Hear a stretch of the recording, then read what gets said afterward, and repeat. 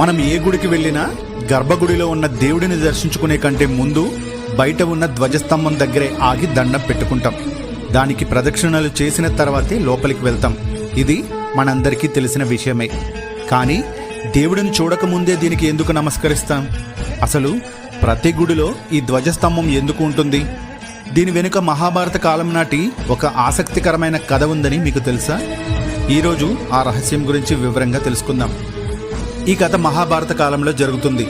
కురుక్షేత్ర యుద్ధం తర్వాత ధర్మరాజు అశ్వమేధ యాగం మొదలు పెడతాడు. ఆ గుర్రం దేశాలు తిరుగుతూ మణిపుర రాజ్యానికి వెళ్తుంది. ఆ రాజ్యానికి రాజు మయూరధ్వజుడు. ఆయన మామూలు రాజు కాదు, మహాదానకర్ణుడు. పైగా ఎంతో ధర్మంగా ఉండేవాడు. అయితే అతని కొడుకు ఆ గుర్రాన్ని అడ్డగించి ఆపడంతో పాండవులకు ఊహించని ఎదురు దెబ్బ తగులుతుంది. దీంతో ఈ మయూరధ్వజుడు నిజంగానే అంత గొప్ప దానశీల అని పరీక్షించాలని సాక్షాత్తు ఆ శ్రీకృష్ణుడు నిర్ణయించుకుంటాడు. ధర్మరాజుని వెంటబెట్టుకుని ఇద్దరూ ముసలి బ్రాహ్మణుల వేషంలో ఆ రాజు దగ్గరికి వెళ్తారు. అక్కడికెళ్ళి, అయ్యా, మా అబ్బాయిని ఒక సింహం పట్టుకుంది. వాడిని వదిలేయాలంటే మీ శరీర భాగాన్ని సగం కోసి ఆ సింహానికి దానంగా ఇవ్వాలని అడుగుతుంది అని ఒక విచిత్రమైన కోరిక కోరతారు.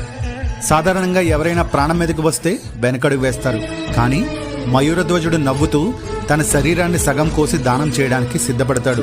ఆ త్యాగానికి అతని భార్య, కొడుకు కూడా ఒప్పుకుంటారు.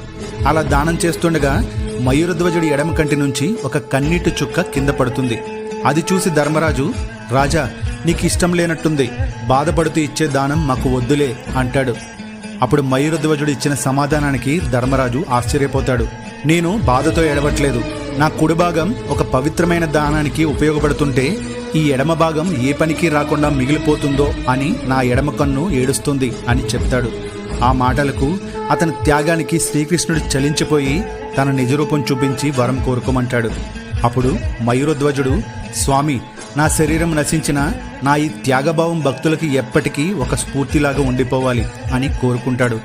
అప్పుడు కృష్ణుడు, తప్పకుండా ఈ రోజు నుంచి ప్రతి గుడి ముందు నువ్వు ధ్వజస్తంభం రూపంలో స్థిరంగా నిలబడి ఉంటావు. నీ దర్శనం చేసుకోకుండా, మీ త్యాగాన్ని తలుచుకుని వాళ్లలోని అహంకారాన్ని వదిలేయకుండా భక్తులు ఎవ్వరూ గర్భగుడికి వెళ్ళినా వాళ్ళకి ఆ పూజాఫలం దక్కదు అని వరమిస్తాడు. చూశారు కదా, అందుకే ధ్వజస్తంభం లేని దేవాలయాన్ని స్వాములు, సన్యాసులు ఆలయంగా పరిగణించరు. మన పూర్వీకులు ఒక ఆచారాన్ని పెట్టారంటే దాని వెనుక ఖచ్చితంగా గొప్ప సైన్స్ లేదా పురాణ నేపథ్యం ఉంటుందనడానికి ధ్వజస్తంభమే ఒక సజీవ నిదర్శనం.